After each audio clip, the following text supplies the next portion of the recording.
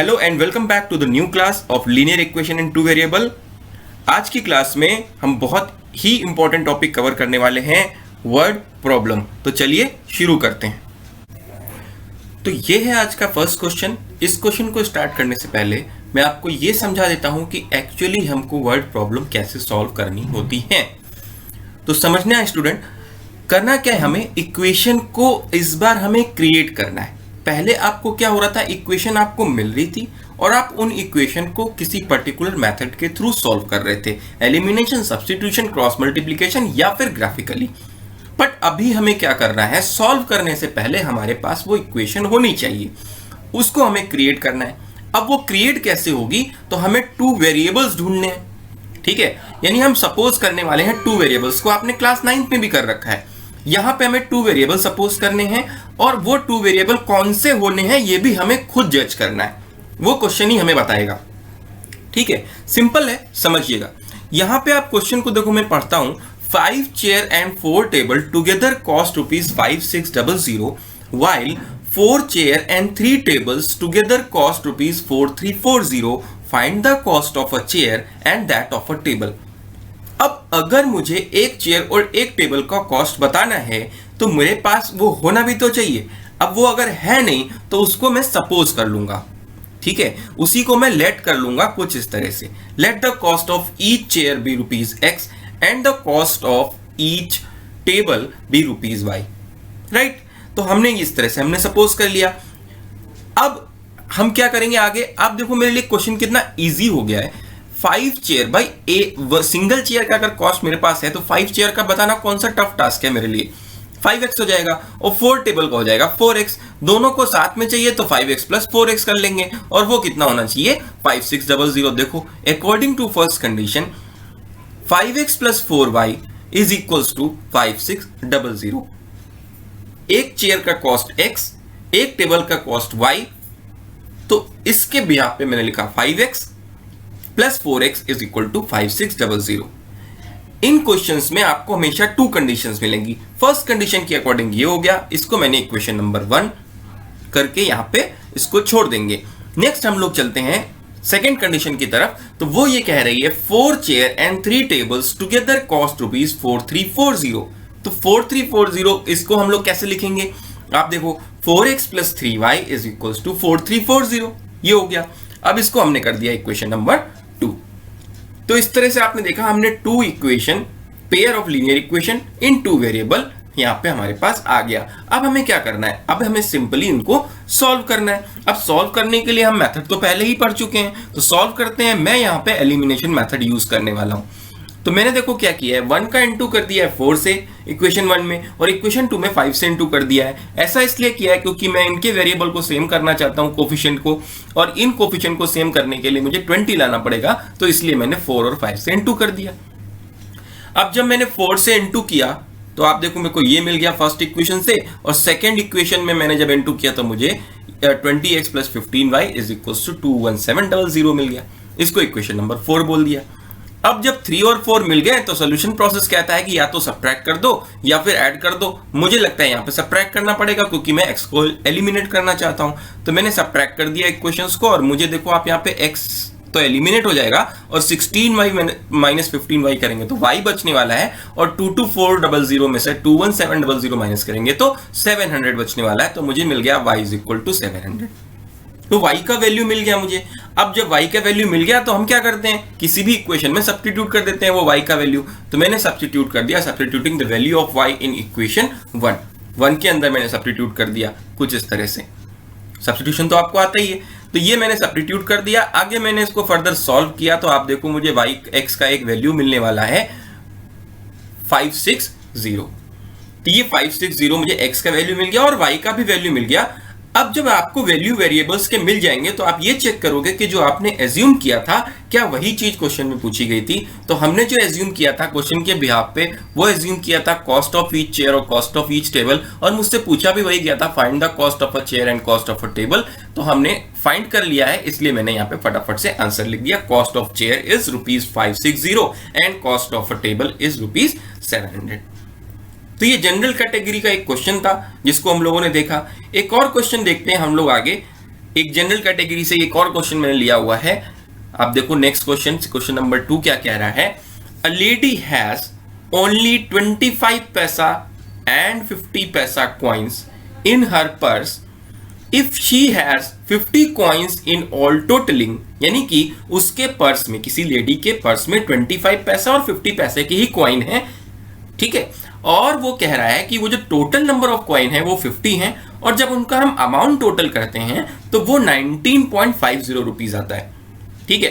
तो हमसे ये पूछा गया है कि वो 25 पैसे के कितने कॉइन्स है उसके पास और 50 पैसे के कितने कॉइन है।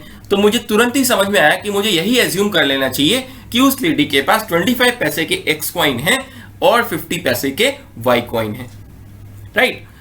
आगे मैं कंडीशन की तरफ जा सकता हूं कि द वेरी फर्स्ट कंडीशन मुझसे कह रही है इफ शी हैज 50 कॉइन, तो टोटल नंबर ऑफ कॉइन्स कितने हैं, 50 हैं, तो फर्स्ट कंडीशन के according x plus y is equal to 50 हो गया। नेक्स्ट कंडीशन मुझसे कह रहा है कि जो कॉइन है उनसे जो टोटल अमाउंट बनता है वो ₹19.50 है, ₹19.50 है। तो वो जो टोटल अमाउंट है वो कैसे हम लोग करेंगे, तो आप देखो कि अगर 25 पैसे के x कॉइन है तो टोटल अमाउंट क्या बनता है 25 इंटू एक्स, तो 25 इंटू एक्स पैसे बन जाएगा। सिमिलरली 50 पैसे के अगर y कॉइन है तो 50 इंटू वाई कर देंगे, कुछ इस तरह से। आप देखो सेकंड कंडीशन के according 25 into x plus 50 into y, और ये जो टोटल अमाउंट बना है अकॉर्डिंग टू क्वेश्चन ये है 19.50, और इसको मैंने मल्टीप्लाई कर दिया है 100 से।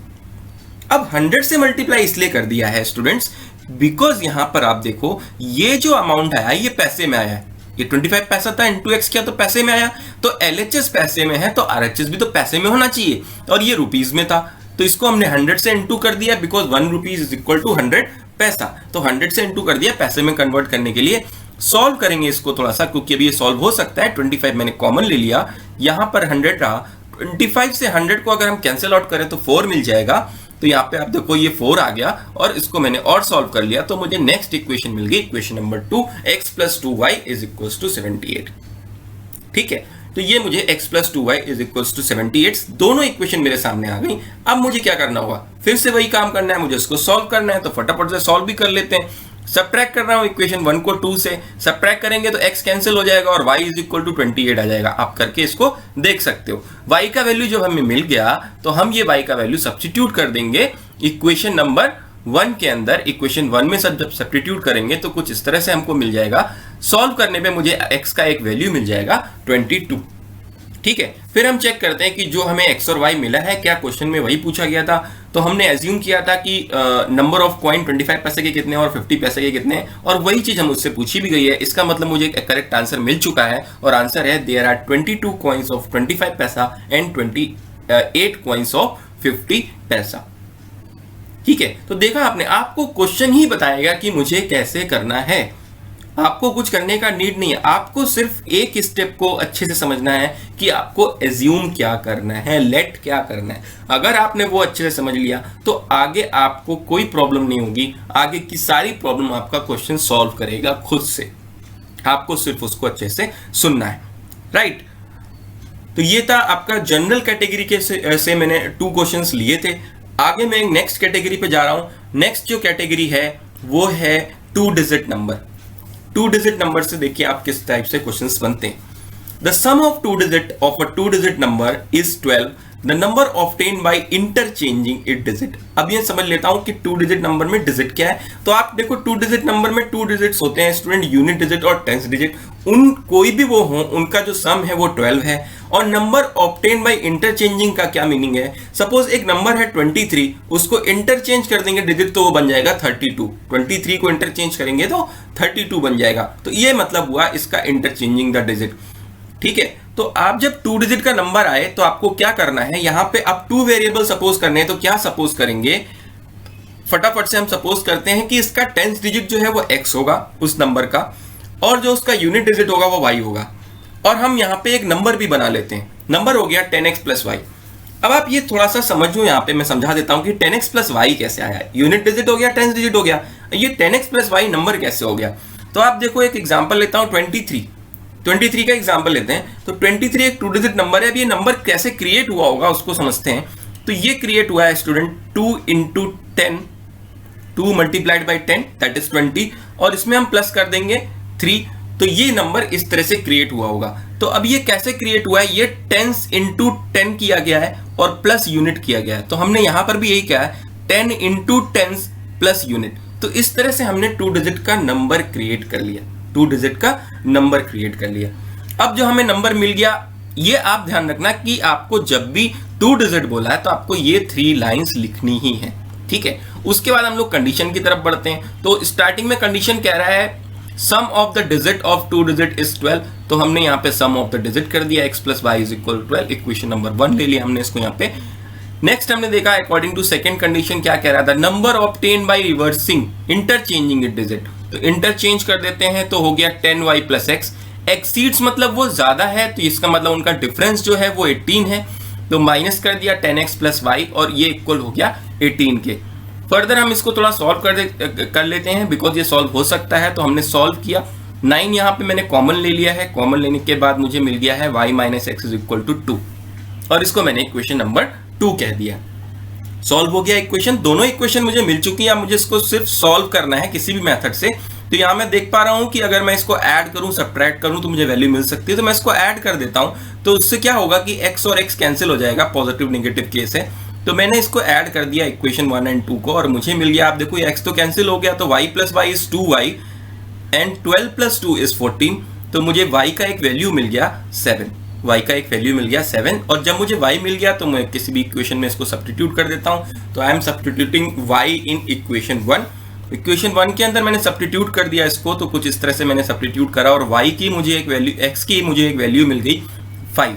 तो x की जब वैल्यू मिल गई 5 और y की वैल्यू मिल गई 7, तो अब मैं चेक करता हूं कि xy मैंने क्या सपोज किए थे, टेंस डिजिट और यूनिट डिजिट। लेकिन मुझसे क्या पूछा गया था, मुझसे नंबर पूछा गया था, तो नंबर रहा यहाँ पे 10x प्लस वाई, और मैं इस वाले में ये वैल्यूज को सब्स्टिट्यूट कर दूंगा, ठीक है। तो मुझे आंसर मिल गया इस तरह से, जो रिक्वायर्ड नंबर था वो 57 था।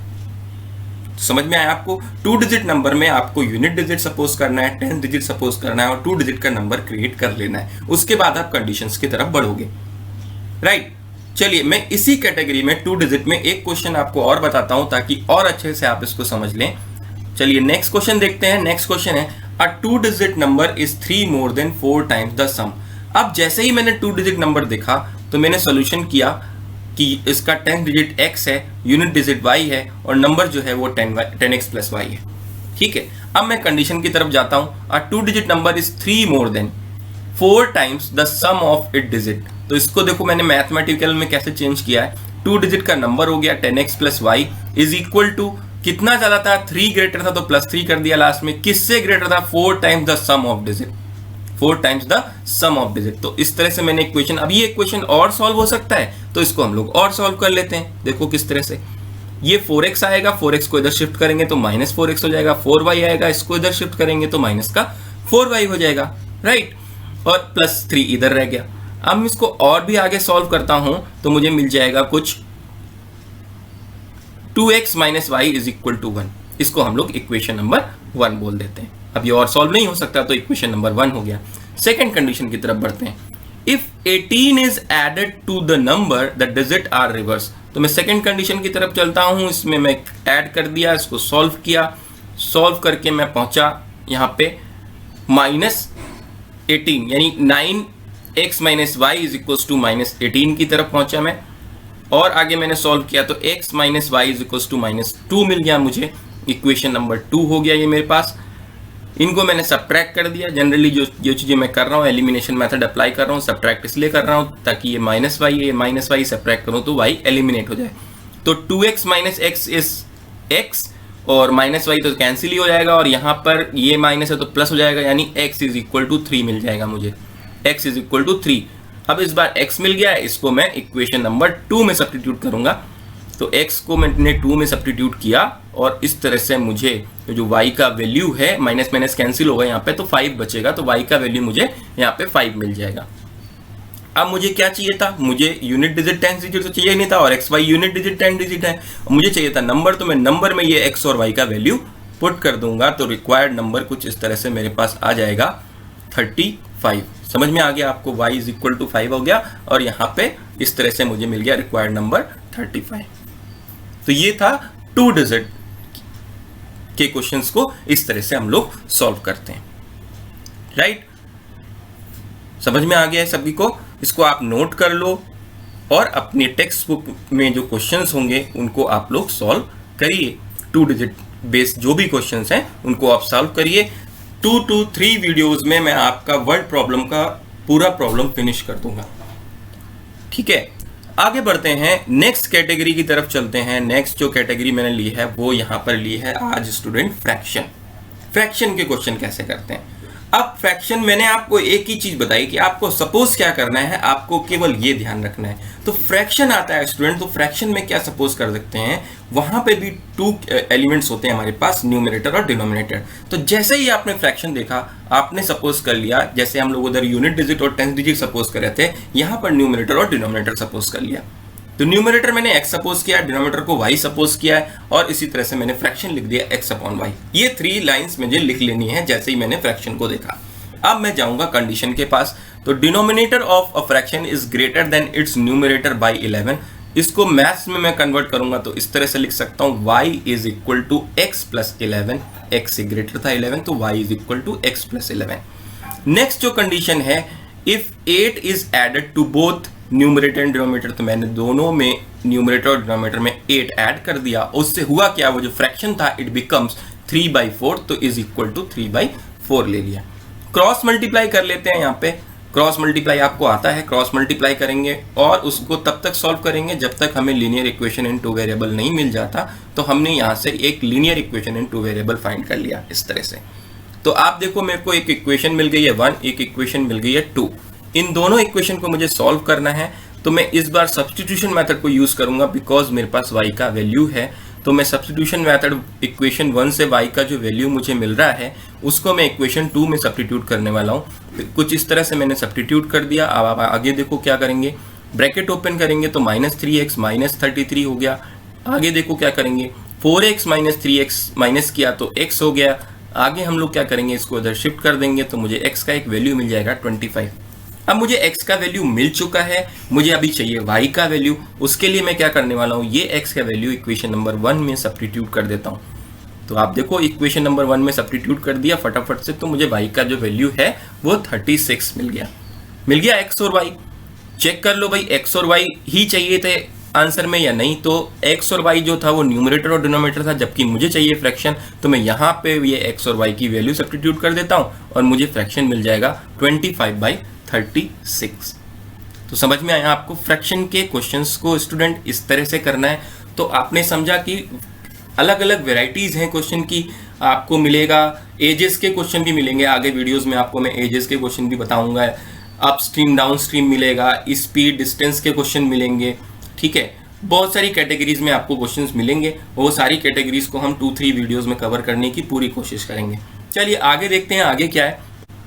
तो ये है आपका next question. Taxi charges in a city consist of a fixed charge per day and remaining depending upon the distance travelled in kilometres.